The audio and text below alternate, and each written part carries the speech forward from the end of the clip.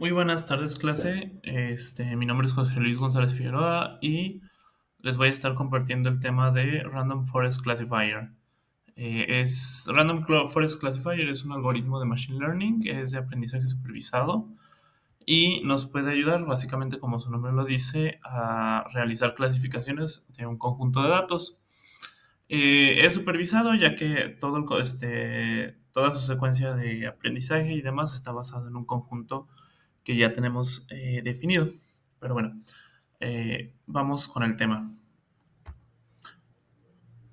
La definición de un Random Forest Classifier es que, bueno, es un clasificador que aprende datos etiquetados para predecir la clase de nuevas observaciones. Es un algoritmo, como ya había mencionado, de Machine Learning supervisado y es el ensamble de un conjunto de árboles de decisión. Es un tema que ya hemos visto en clase con otros compañeros, que más adelante daré una breve explicación solo por cuestiones de contexto. Y usa el principio de bagging o bootstrapping aggregating, que es una técnica que lo que hace es modificar el conjunto de datos de manera aleatoria para poder procesarlos en el bosque de decisión o en el ensamble que estamos construyendo. Bueno, como bien les mencionaba, el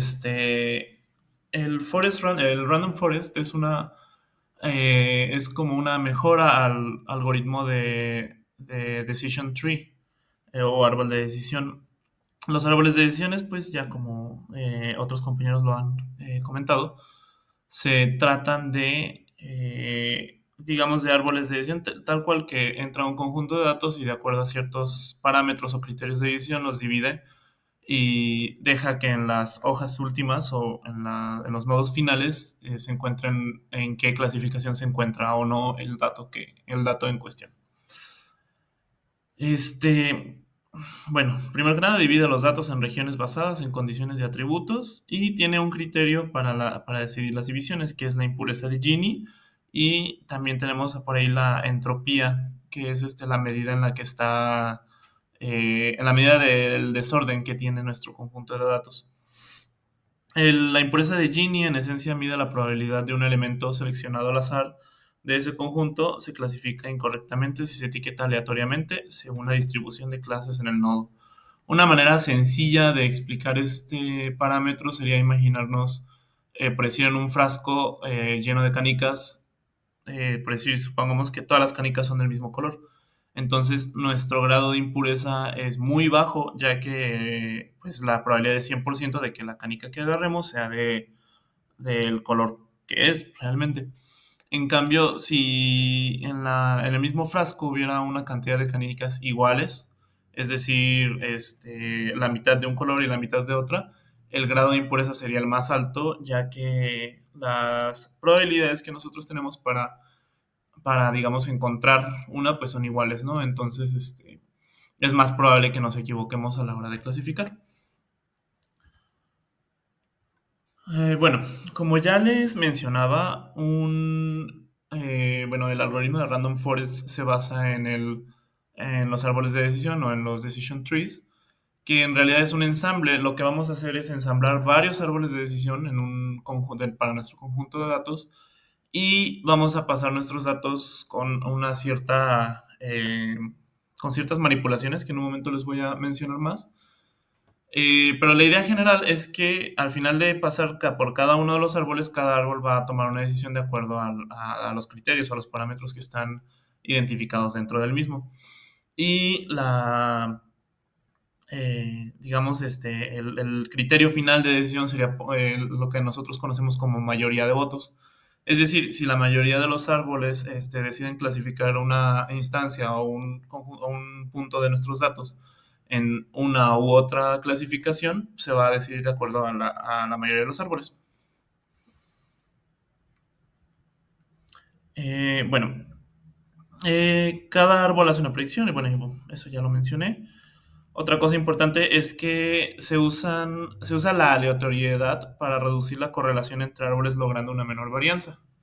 Eso lo vamos a mencionar ahorita en construcción bueno, conceptos claves. El bagging o bootstrapping aggregating consiste en entrenar los diferentes modelos con subconjuntos del conjunto de entrenamiento. dando así un voto a cada elemento del ensamble con el mismo peso. Las muestras aprendidas para cada árbol es menor en tamaño al conjunto original y los faltantes son reemplazados de manera aleatoria con datos repetidos de manera que el tamaño de cada conjunto sea igual al del original.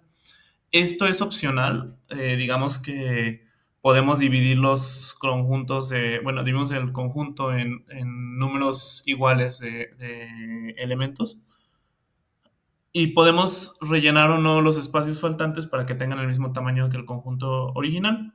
En ciertos algoritmos se recomienda, en otros no tanto. Para nuestro caso, en el ejemplo que vamos a trabajar más adelante, sí nos conviene, ya que podemos mantener la aleatoriedad digamos, de este algoritmo, ya que reemplaza de manera aleatoria. Los repite, sí, pero los hace no con un cierto orden, ¿no? Que nos ayuda a mejorar la confianza en el modelo.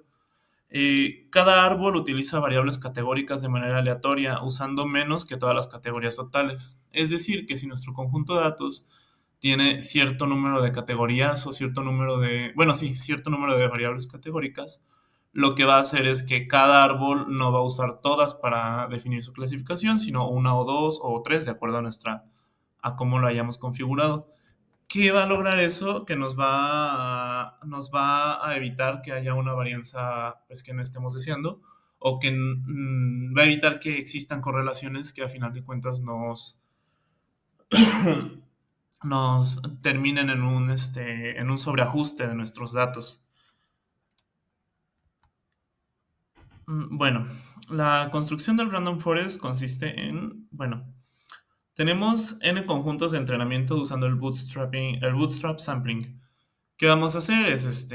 Supongamos que tenemos 50 datos y, digamos, lo dividimos en 5 árboles, pues le tocarían 10 datos a cada árbol. Eh, digamos que quisiéramos rellenar otra vez, como para tener otra vez el mismo tamaño de muestreo de 50 datos, pues repetimos ciertas entradas que nos permitan, a, bueno, poder lograr lo que había mencionado antes. Una cosa que se me olvidó es, fijándonos un poquito en la imagen que está en esta diapositiva, es como un ejemplo de lo que les estaba comentando hace un momento. Por decir, el primer punto, pues es nuestro conjunto inicial de datos, ¿no? Entonces, separamos lo del conjunto inicial en cierto número de datos que nos interesen y rellenamos los datos faltantes para tener el tamaño deseado en el conjunto. Y posteriormente estos van a entrar a cada árbol de decisión. Cada árbol de decisión pues va a decidir entre ciertos parámetros o variables categóricas que van a ser configuradas de manera aleatoria, de acuerdo que el árbol uno no va a tomar los mismos parámetros de decisión que el árbol 3 o el árbol número n. Y de esa manera, cada árbol va a hacer sus arreglos o sus decisiones de manera independiente, ¿no? Entonces, cuando lleguemos al final del algoritmo, vamos a hacer lo que ya habíamos mencionado, que era la mayoría de votos. Bueno, regresando a esto, como ya mencioné, n conjuntos de datos de entrenamiento usando el bootstrapping sampling. Para cada nodo de cada árbol, seleccionar aleatoriamente las m características, elegir la mejor división entre estas características. Ahora, el siguiente paso es repetir hasta cumplir la condición de parada, ya sea una profundidad máxima, un número de división de muestras mínimo, etcétera, ¿no? Son parámetros que en un momento más voy a explicar a detalle, pero pues eso es lo que nos determina, ¿no? Cuando terminamos nuestro algoritmo. La clasificación final se decide, como ya había mencionado, por mayoría de votos y pues básicamente su representación matemática es la moda de acuerdo a la predicción de cada árbol, ¿no? Donde TI es la predicción del árbol I para la instancia número X. Entonces simplemente vamos a tomar la mayoría. Eh, bueno, los hiperparámetros que nosotros estamos determinando o que vamos a usar en este algoritmo son los siguientes.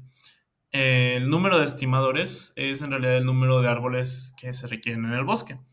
Más árboles, pues significa menor varianza, ya que pues nuestro algoritmo es un poco más robusto.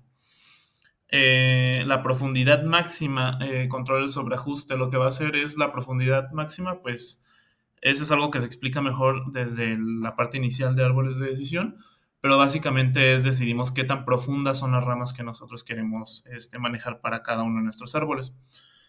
Aquí pues cada árbol va a tener un número de profundidad pues de acuerdo a su propio ajuste, pero cada uno no, ningún árbol puede exceder el cierto número de profundidad, que es este parámetro que estamos definiendo.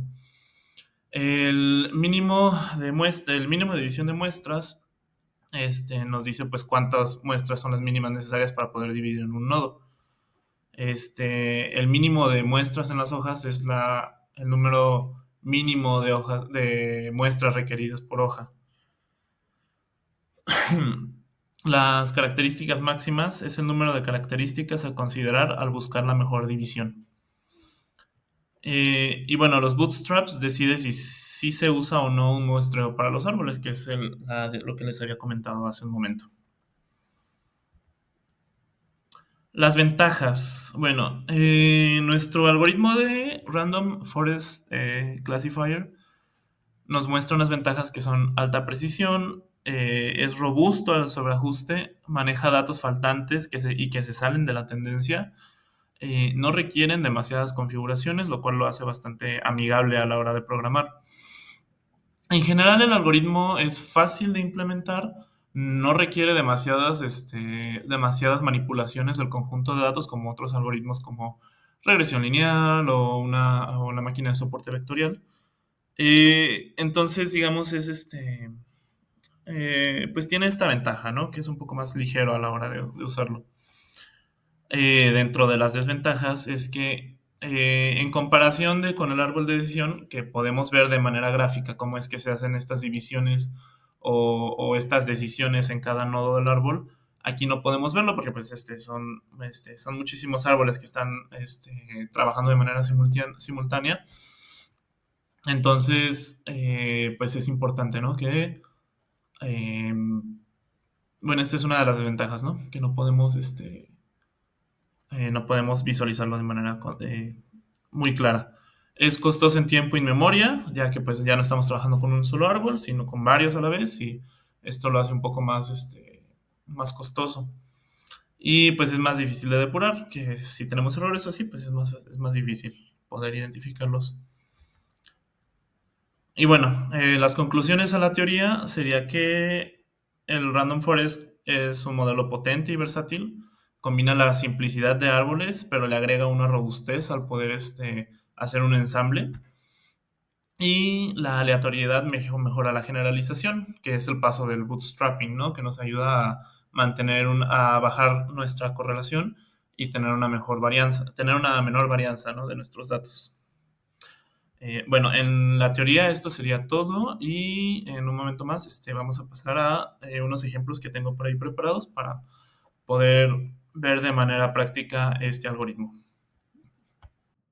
Ok, bueno, vamos a empezar con a escribir nuestro código para poder mostrar el random forest classifier. Vamos a utilizar el conjunto bank que ya lo vimos en clases. Es un conjunto que ya hemos estado trabajando, entonces no hay mayor complicación. Y vamos a poder ver en este conjunto, bueno, en este ejercicio que, que son pocos los cambios que necesita el conjunto, ¿no? Bueno, vamos a ello. Definimos nuestro kernel y bueno, empezamos por importamos las librerías necesarias. Import pandas as pd, import matplotlib as .pyplot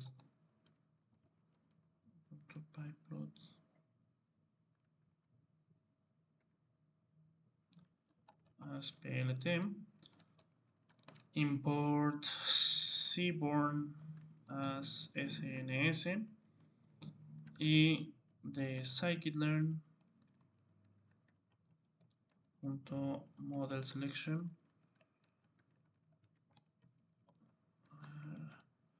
Vamos a importar train test split from sklearn ensemble import random forest classifier. Ahora de sklearn metrics import. Vamos a importar el accuracy score, el classification report,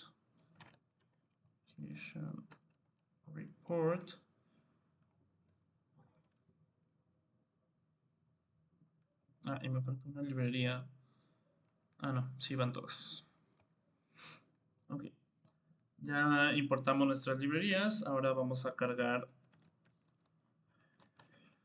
el conjunto de datos. Para nuestro conjunto de datos, como ya les mencioné, voy a usar el conjunto de datos bancarios que vimos en clase. PD read CSV y bueno, vamos a usar los datasets que ya están en nuestra ruta que es la carpeta de análisis numérico, y vamos a decirle que use como separador la coma. La coma. Vamos a visualizar las primeras entradas para poder ver nuestro conjunto de datos. Y aquí podemos ver que el conjunto de datos tiene sus variables. Por decir, cada cliente o cada usuario del banco tienen información de pues, su edad, su trabajo, su estado marital, su educación, el balance que tiene en su cuenta, si es propietario o no de una casa, si tiene préstamos activos o no, y demás, ¿no? Y como última columna tenemos la columna de depósito, que se dice si sí se le otorgó o no se le otorgó el depósito al usuario del banco. Bueno, entonces procedemos, vamos a ver un poco más, a explorar un poco más nuestro conjunto de datos y vemos el info, el df.info. Vemos que, bueno, nuestro conjunto de datos esencialmente no tiene ninguna entrada nula o cero, ¿no? Ninguna entrada vacía. Y pues nos dice qué tipo de dato es cada una de nuestras entradas. Por decir, pues la columna de trabajo, pues el dato es un object, hasta en el estado marital, en educación, bueno, en el grado de educación que llegó, en ciertas variables numéricas como pues la duración de los pagos, los días de pago y demás, pues ya son, o el balance en su cuenta, pues ya son, números enteros.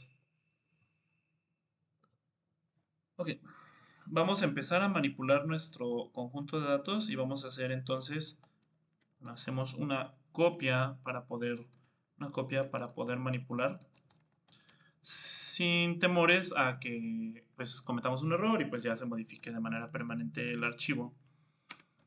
Df new, vamos a usar el comando copy y vamos a correr la celda. Ya generamos la copia. Ahora vamos a visualizar el balance de las clases. ¿Qué vamos a hacer? Vamos a usar una gráfica de Seaborn, countplot data igual a df new y le vamos a decir que grafique o que nos muestre la columna de deposit. De deposits. Lo que va a hacer tenemos por ahí un error. Se nos fue una T. Lo que va a hacer es graficarnos o mostrarnos el número de personas a las que se les concedió el crédito y el número de personas a las que no se le concedió. Vemos que son cerca de 6.000 a las que no y cerca, un poquito más de 5.000 a las que no se les concedió. Vemos que nuestro conjunto pues no está tan desbalanceado, entonces podemos proceder con el entrenamiento del algoritmo. Bueno, vamos empezando a... Bueno, primero que nada necesitamos para nuestras variables que sean variables numéricas.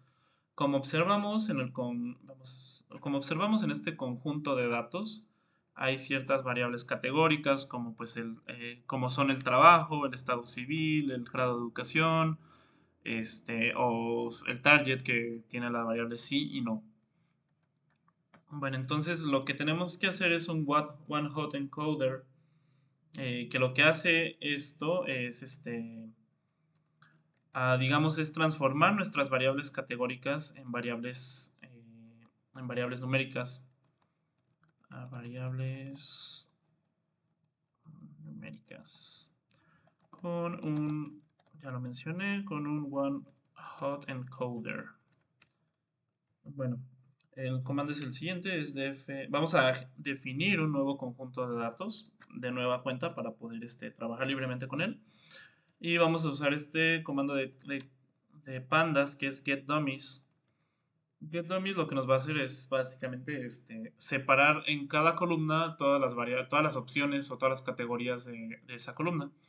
Por ejemplo, en el caso de la educación tenemos tres opciones, que es primaria, secundaria y terciaria.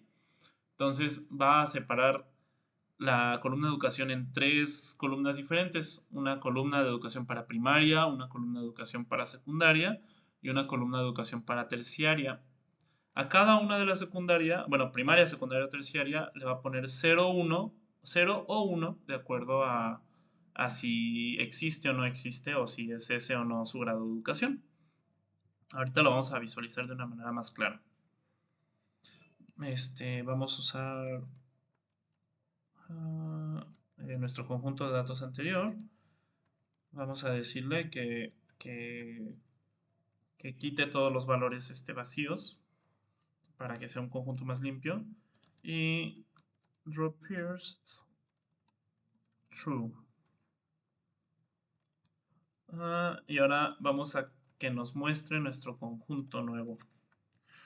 Ah, bueno, aquí como les decía, bueno, no veo un poco la columna de educación, pero por ejemplo la columna de trabajos, o sea, todo lo que fueron la columna de trabajos se dividió en cada una de las categorías disponibles en este conjunto. Entonces, de acuerdo a si tiene o no ese trabajo, pues se le pone true o false. En este caso, pues seguramente creo que era administrador. En este caso, pues todos los trabajos van a ser false y el único que va a ser true va a ser administrador. De igual manera, pues para los trabajos de todas las siguientes personas, ¿no? Todo eso lo va a hacer para las variables, por decir, en el caso de los meses en los que pagó,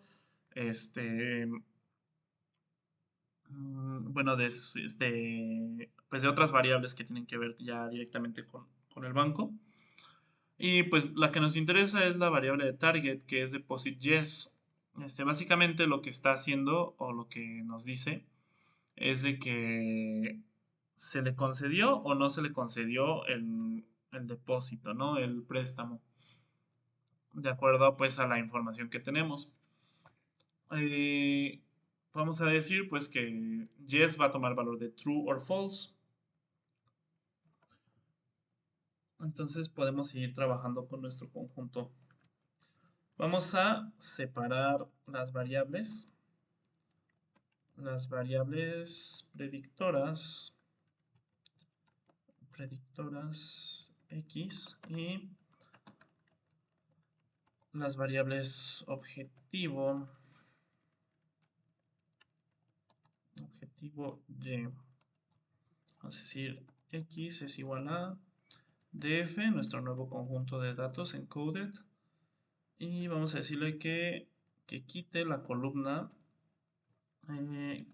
que es deposit, que ahora es deposit yes, de acuerdo a lo que acabamos de hacer con el one hot encoder.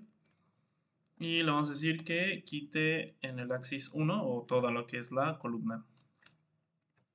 Entonces, luego que definamos la variable y como el df encoded, pero en esta ocasión va a ser precisamente el target, que es deposit-yes. Vamos a correr, tenemos un error por ahí.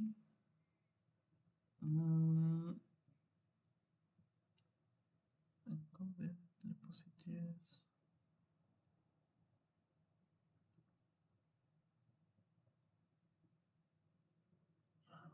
Ah, ok, perdón, aquí no eran paréntesis, eran corchetes.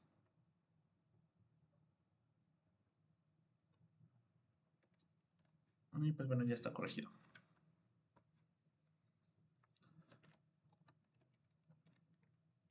Vamos a dividir el conjunto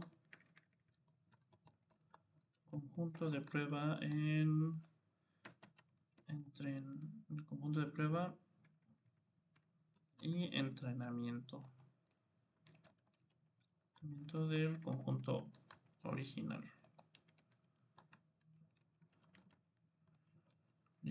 Vamos a definir nuestras variables, que es xtrain, luego es xtest, va a ser ytrain y ytest.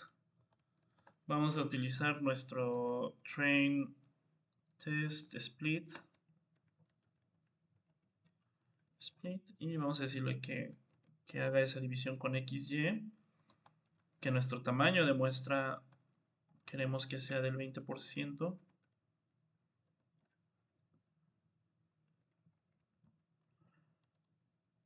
Y el random state,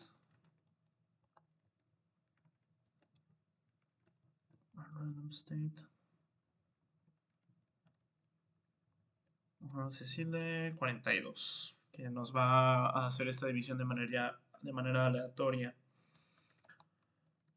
Ahora vamos a entrenar el modelo Random Forest. Random Forest, modelo es igual a Random Forest classifier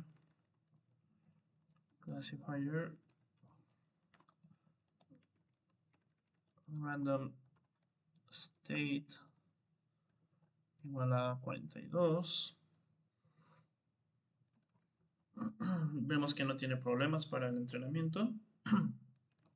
Y ahora vamos a realizar el ajuste con model.fit.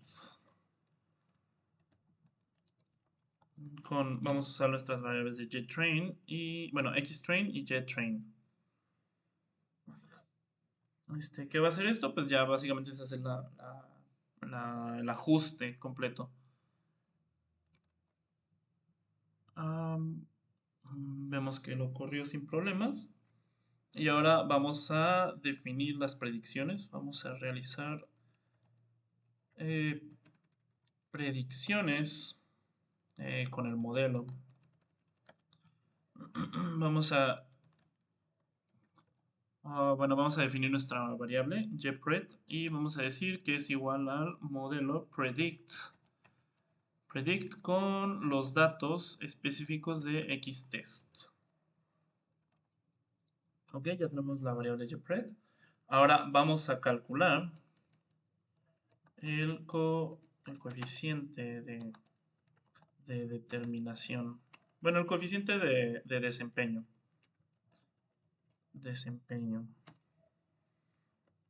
Vamos a llamarlo accuracy. Accuracy score. Y vamos a decir, bueno, vamos a dar las variables de ytest y ypred. Vamos a ver qué tanto tuvo de precisión. Y la variable report, que va a ser classification report. De igual manera va a ser con nuestra ytest y nuestra ypred. Nuestra ytest, ypred. Tenemos un error. Accuracy. Ok, ahora vamos a imprimir los resultados para poder ver de manera directa.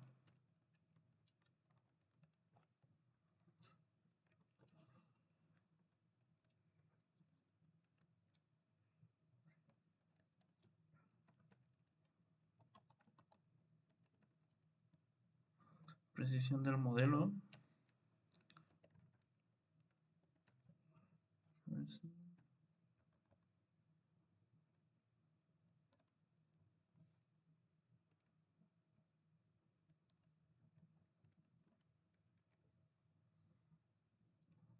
Todos F.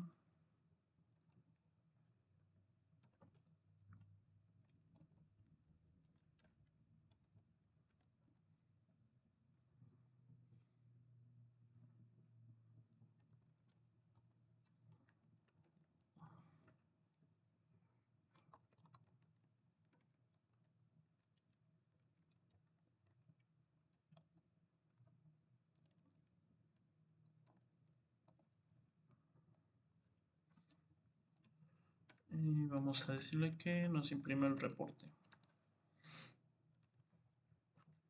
Ok, vemos que la precisión del modelo es de 84%, lo cual dice que el modelo es bastante confiable.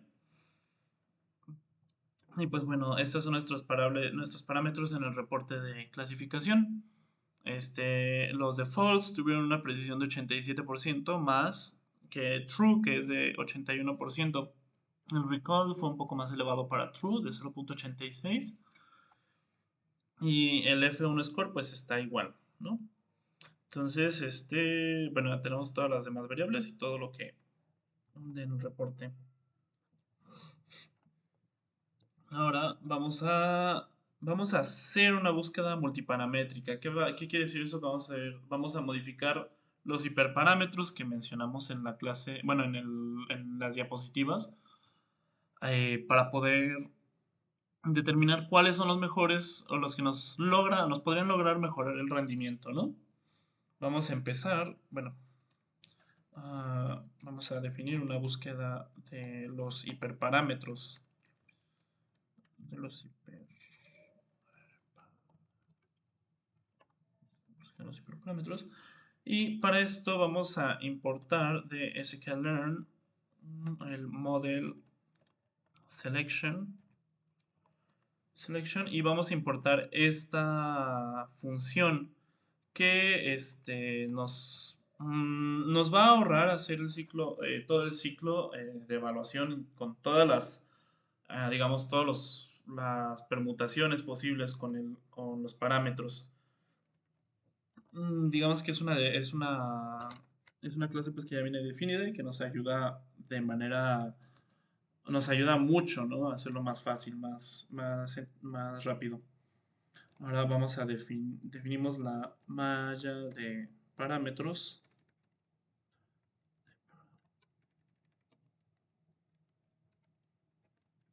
de parámetros como param-grids.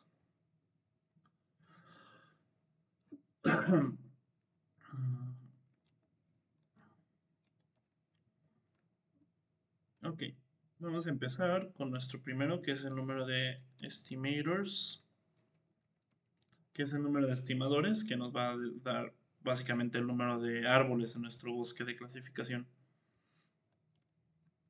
Vamos a decir que queremos 50, queremos después 100 y por último 200 árboles. Vamos a definir el max depth o la profundidad máxima de este bosque de clasificación. Mm, Max depth. Y vamos a decir que pues queremos que no haya una altura máxima, o una profundidad máxima más bien, luego que sean 10, luego que sean 20 y por último que sean 30.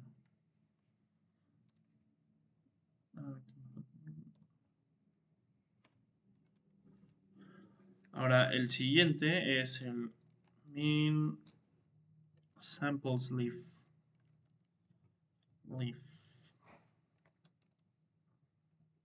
Y vamos a decir que digamos que, no, primero es el sample split. Que nos va a decir 2,5,10. Nos va a decir el número mínimo de muestras que necesita para poder hacer una separación. De acuerdo pues a los parámetros que ya vimos en la teoría. Min samples leaf, el número mínimo que va a estar en las hojas. Y sería 1,24.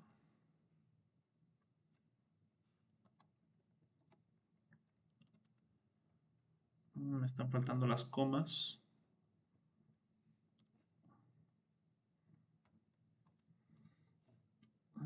Y ahora vamos a utilizar las características máximas. Max features. ¿Qué quiere decir esto? Pues los valores que me voy a fijar, que en este caso pues son los que vimos del índice Gini y el valor de la entropía.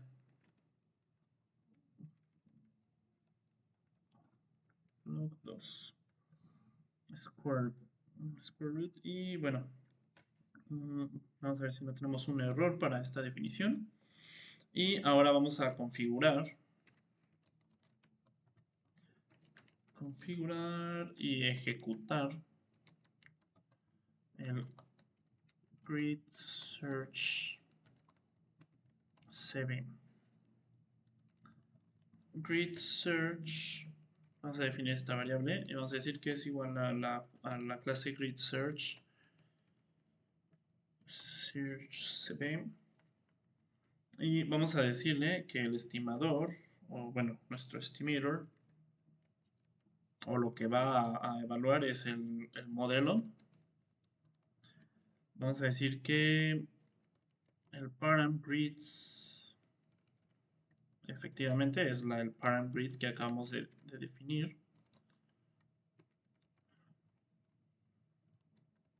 Y el CB es igual a 5.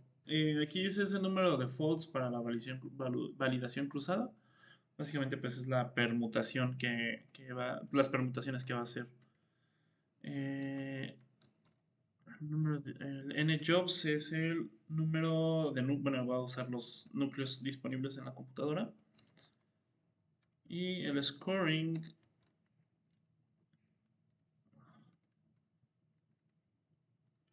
pues ya lo tenemos lo definimos como el accuracy.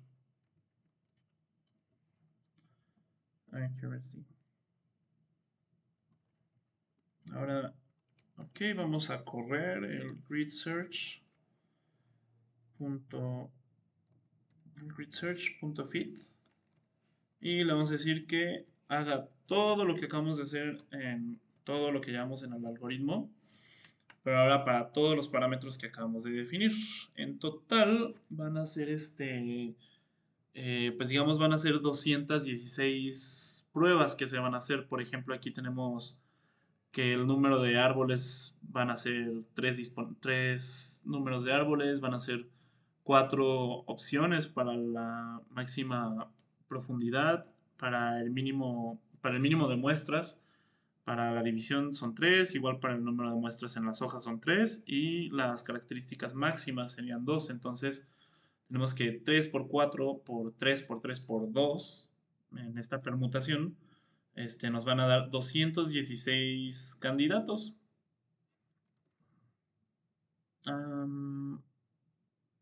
Sí, olvidé una coma.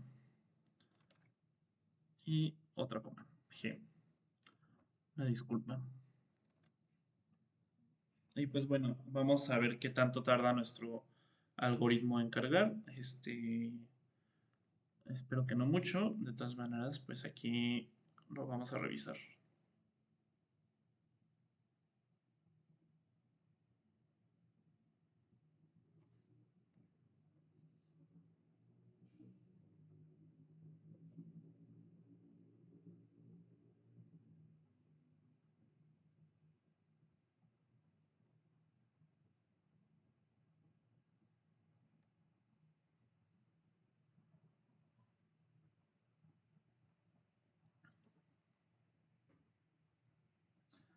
Pues el tiempo de carga es dependiendo de acuerdo a la potencia de la computadora, también al número de parámetros que pusimos.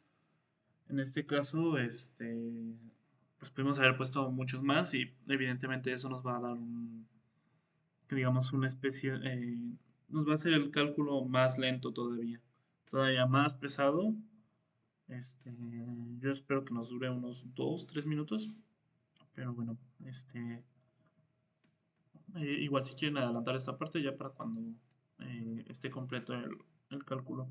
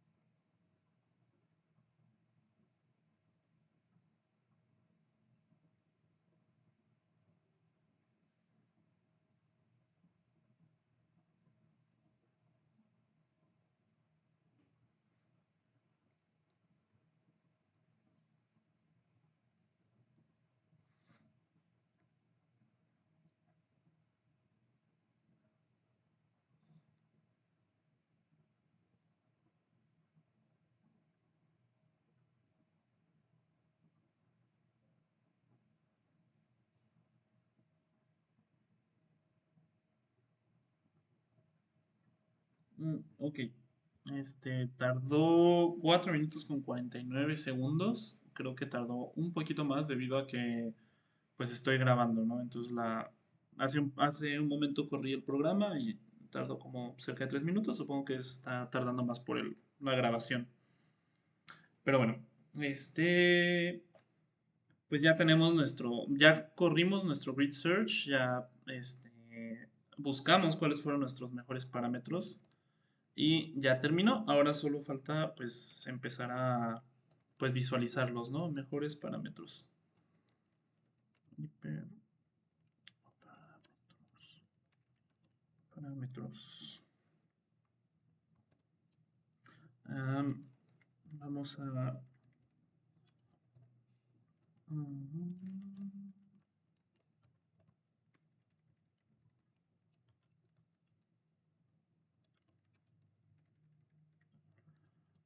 vamos a usar best params, que es la especificación de que queremos los parámetros que se desempeñaron de manera más óptima. Um, print y vamos a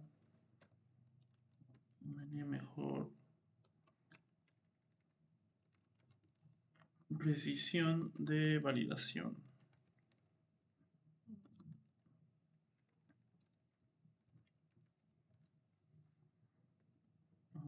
Accuracy. Es decir que print grid search punto best score. Tenemos un error. Qué raro.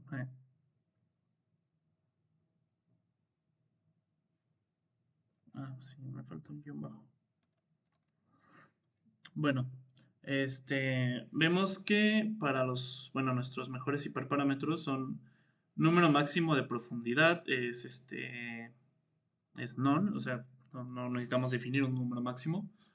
Este, vemos que bueno, se desempeña mejor para la característica squared, SQRT, y el número mínimo de muestras por hoja es 1. El número mínimo de muestras por división es 5. Y el número óptimo de estimadores es 100. O sea, 100 árboles con 100 árboles logramos tener la mejor precisión. Y pues bueno, la mejor precisión la logramos para 0.85, o sea, casi el 86%, que en contraste con el otro modelo es 84.10. Es una mejor precisión, sí, no es mucha, pero pues a final de cuentas logramos mejorar el modelo aunque fuera un poco. Ahora lo que vamos a hacer es evaluar con los parámetros encontrados.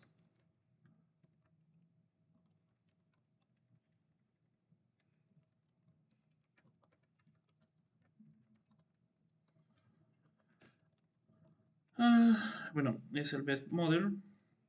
Vamos a definir como el mejor modelo de acuerdo a lo que encontramos. Y vamos a decir que es el grid search best estimator. Best estimator. Todas estas funciones pues ya vienen definidas dentro de la clase de grid search. Eh, y de igual manera vamos a definir nuestra JPred con nuestros mejores parámetros, que es el best model .predict .predict y lo vamos a hacer con XYTest. Y vamos a imprimir la evaluación del conjunto de prueba.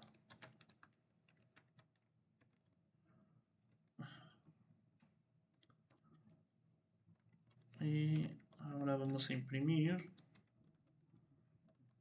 nuestro accuracy score.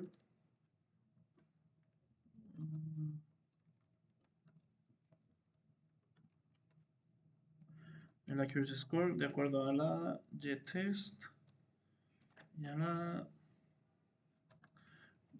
JPred Best, que acabo de ver que aquí está mal escrita.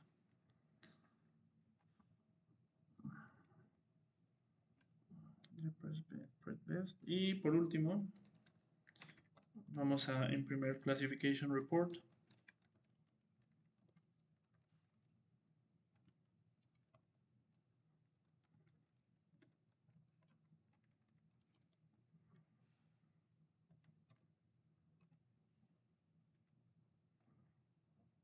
Ok, se lo vamos a imprimir tal cual.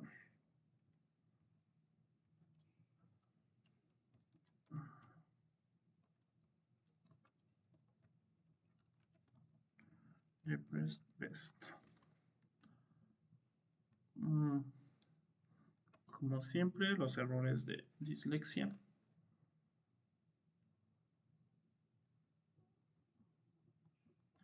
y de ortografía.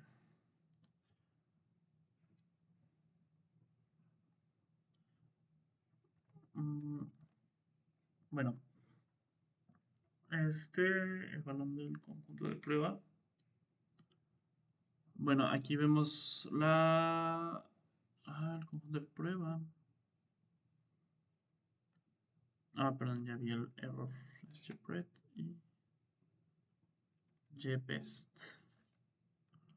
Bueno, vemos que hay una precisión del 84%, pues como ya habíamos calculado, y pues estos son los valores de nuestro reporte de precisión, de clasificación, que, bueno, el falso fue clasificado un poquito más. Esto se puede ver a que había más datos que le ayudaban a definir, ¿no? Cuáles eran clasificados como falsos. El recall, pues es más alto para el true, que es 0.86, y pues el F1 score, queda de manera equitativa para ambos. Y bueno, hasta aquí sería todo de mi parte en cuanto a lo que es el algoritmo de Random Forest Regression. Espero que les haya servido y les agradezco mucho que el tiempo que se hayan tomado, ¿no? De visualizar el video. Y bueno, muchas gracias y les deseo que tengan un bonito día.